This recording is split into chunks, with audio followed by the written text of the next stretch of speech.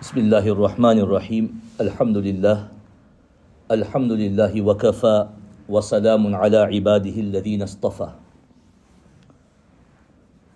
Yesterday we briefly looked at that sometimes in our family, in our loved ones, there might be someone who is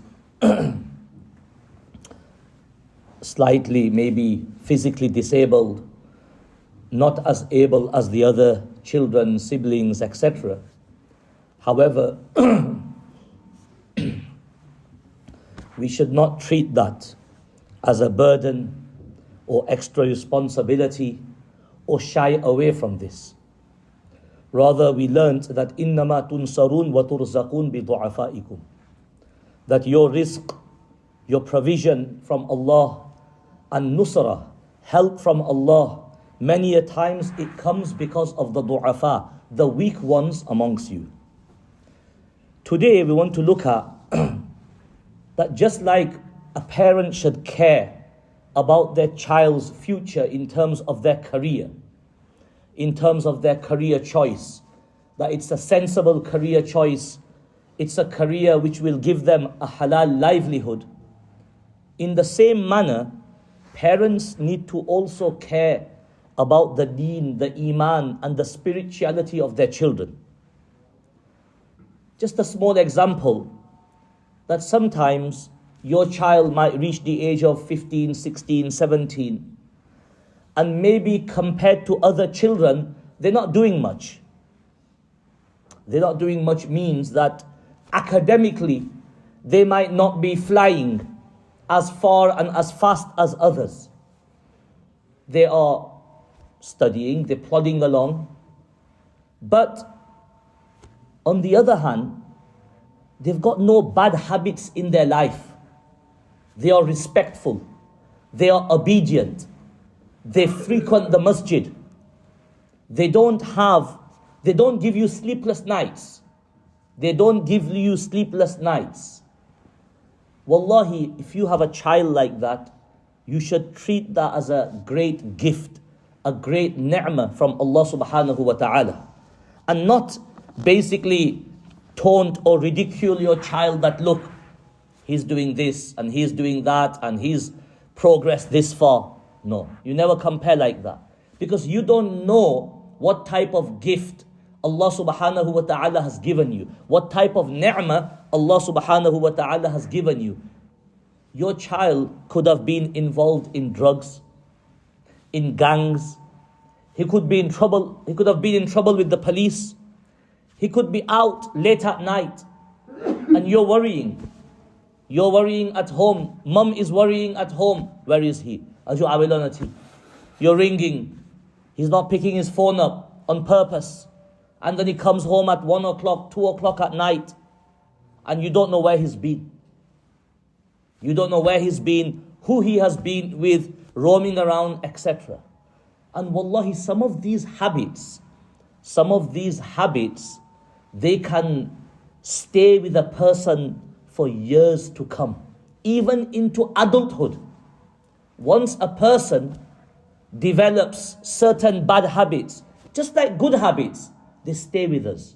You know, if you inculcate good habits in your children, in our children, inshallah they will stay with them forever. At the same time, if a child picks up from a young age bad habits, bad company, it stays with them for a long time. It's very difficult to shake off.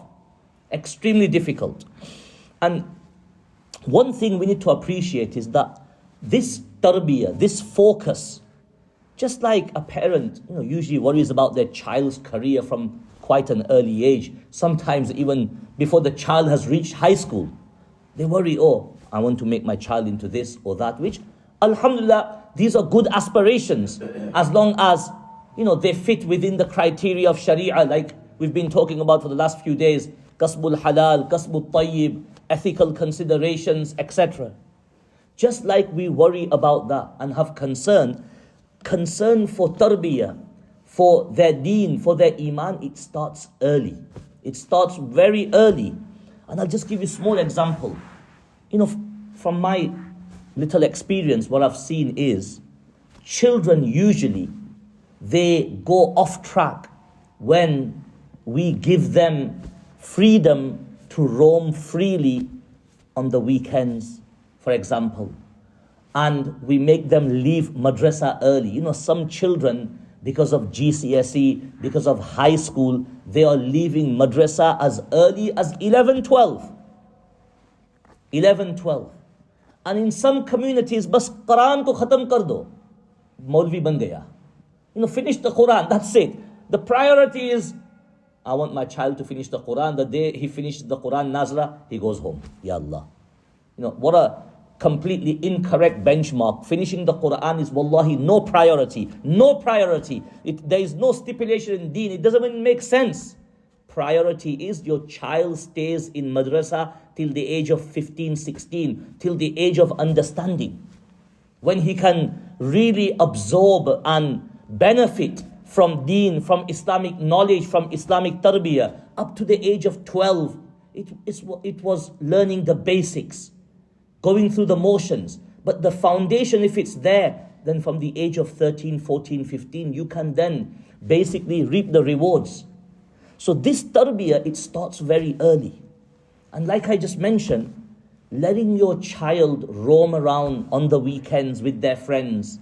Okay, your child could be living on one side of Preston, and sometimes we see children on the other side roaming around in town centre, in retail park, in groups of 3, 4. It all starts off from there and slowly builds up. It slowly builds up.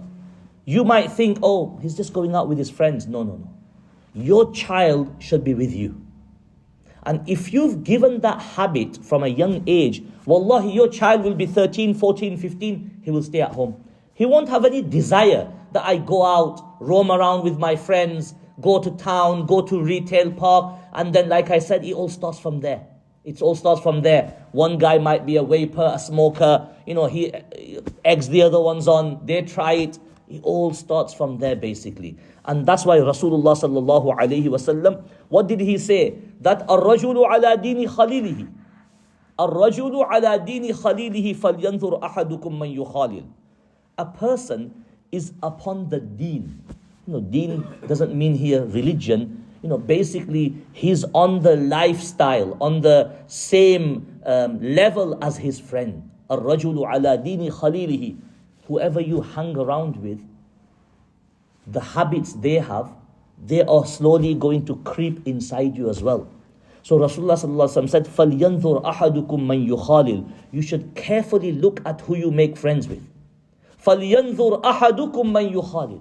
You should carefully look at who you make friends with. الْإِنسان يَتَأَثَّرْ بِمَنْ يُصَاحِبْ.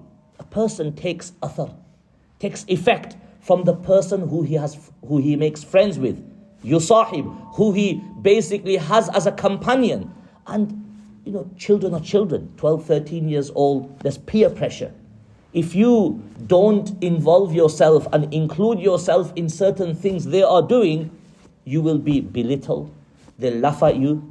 Okay, I don't know, I asked the Alim class boys, the young ones the other day, what do you guys call someone who's a goody. And I think one of the words, a new word I learned, I think two-shoe. Have you heard of that? Yeah, that's a new word for me. Dr. Sab seems to know this word well. What do they call it? Goody two-shoe. I never even heard of that till 2 days ago. They call that person goody two-shoe. I believe it refers to teacher's pet or something. Is that right? Yeah. So they call him a goody two-shoe. Basically, that's what we would say. So, and that person feels pressured now. He doesn't want to be called a goody two-shoe. So what does he do? He indulges in the same things. He might do it, with a heavy heart, unwillingly, but slowly,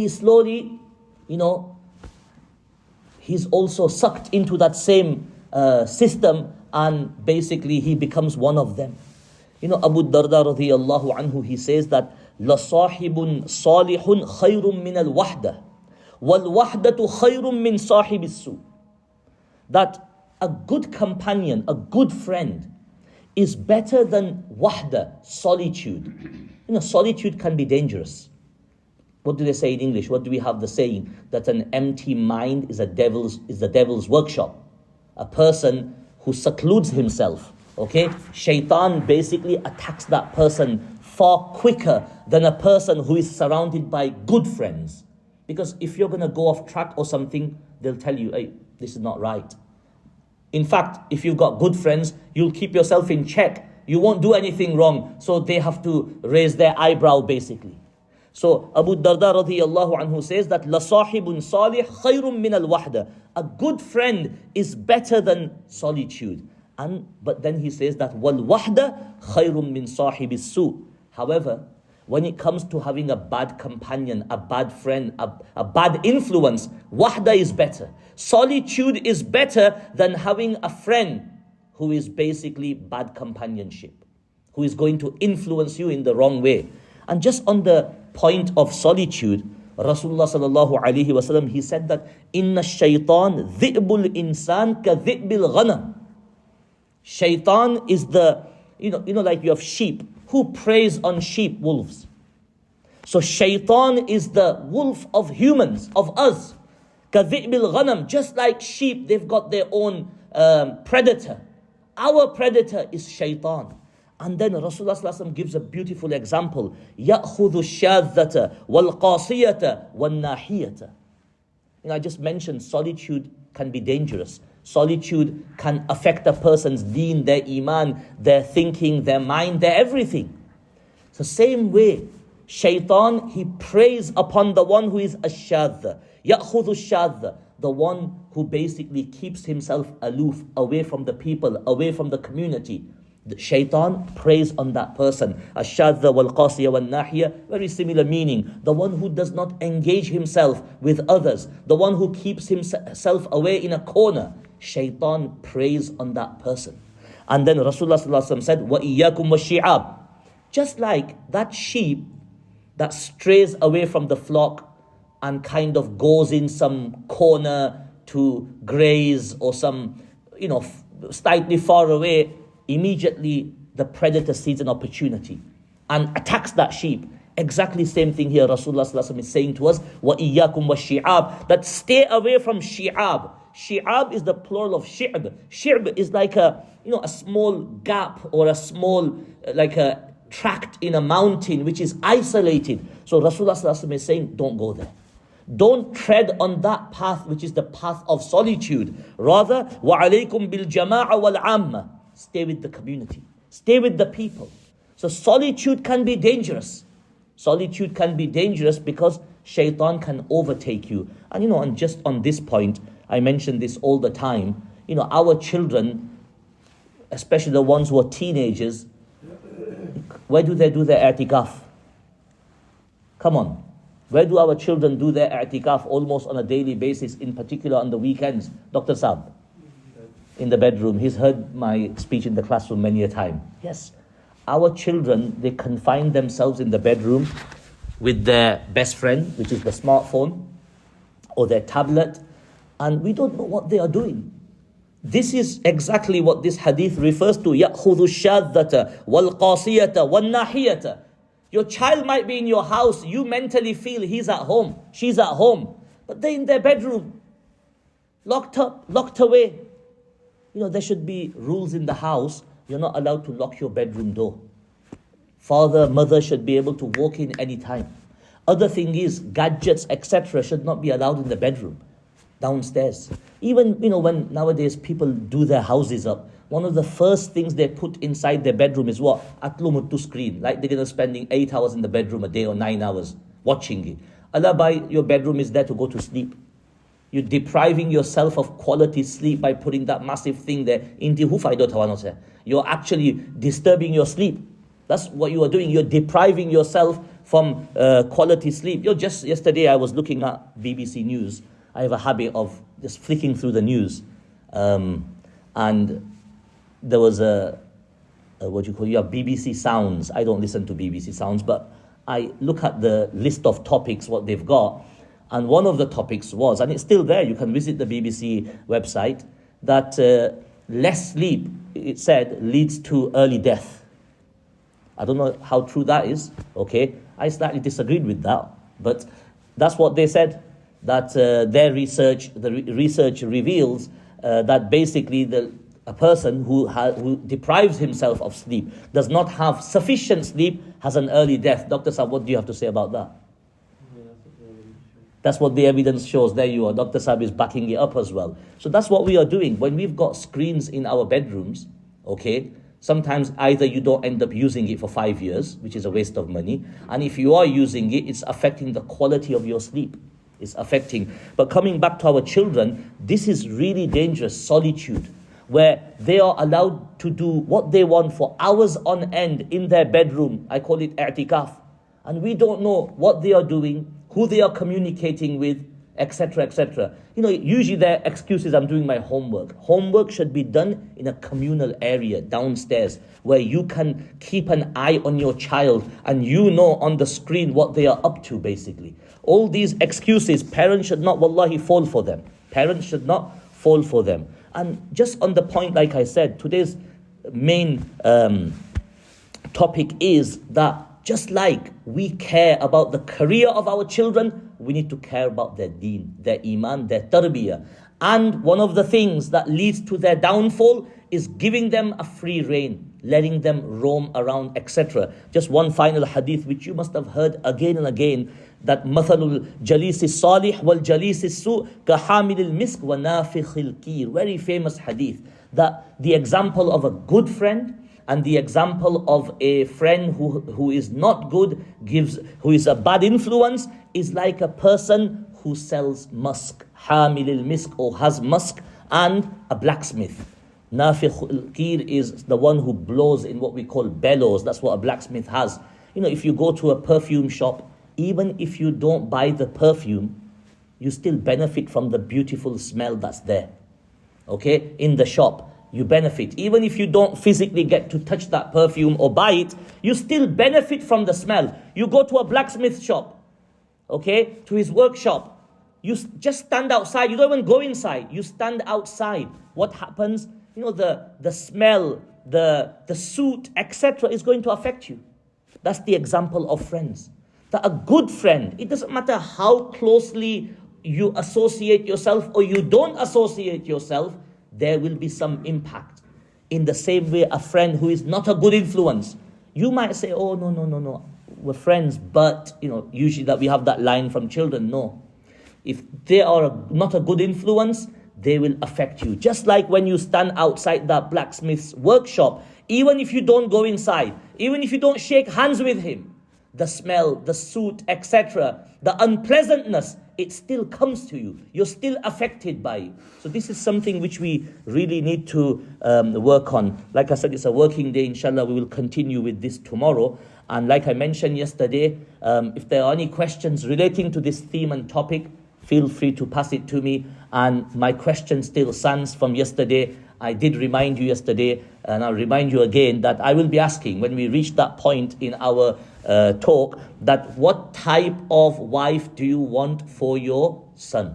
That's a very important question. It's a very important question. It's going to open up a lot of other, inshallah, subtopics. Your son, mashallah, you've done his tarbiyah. He's hardworking. Okay, he's mashallah have become hafiz as well, and he's done his A-levels, he's studied hard, he's become a doctor, accountant, maybe an engineer, whatever. Okay, what type of wife do you want for your son? I'll just give you a couple of examples to get the thought process working. Do you want someone who's going to cook for your son good meals like his mum used to do, or do you want ready-made meals for your son? Yeah, Sainsbury mathil dabbuli do HMC che chali jase HMC. Geraiwa boom in the thingy. Balki wife might just ring up and say, darling, can you just put that in the oven, please? Yeah, do you understand? Ew. Is that the type of wife you want? Okay. Do you want a girl for your son, basically who wants to basically go to Dubai every year with her friends? Okay. If she goes with you, that's different. She should go with you. Okay, but if this is her mindset, is this the type of wife you want basically for your son? Tamaro chokra thakelo pakelo 5 wage ghar aave. Do you want his wife to be there to receive him? yeah, with a smile on her face, food ready, okay? Or do you want your son, Pakilo, to come home at 5 o'clock, 6 o'clock, nobody in the house? Why? Because she's at work as well. She's coming home at 7 o'clock, basically. And she's ringing you. Remember, I just told you now, take that out of the freezer and stick it into the microwave. So this is what I mean. What type of wife do you want for your son? Basically. And again, an important point on this is, if you've done good tarbiyah of your children, of your son, basically, think to yourself, what type of wife is he going to aspire for? Is he going to aspire for a wife, clickety-clack? I call them Instagram dollies. This is also one of my vocabularies, which these lot hear in the class every now and then. I have a whole range of vocabulary, basically, which they hear. So is that the type of wife you want, Instagram dolly, clickety-clack? Or do you want a girl who is more homely, grounded, humble, basically, who understands family values, who understands her role and remit within the family unit? Is that the type of wife you want? So this is my question to you, okay? And I want good responses. I'm going to be asking everybody sitting here, inshallah, when we come to that point. Jazakallah, subhanakallahumma bihamdik. Ashhadu an la ilaha illa anta astaghfiruka.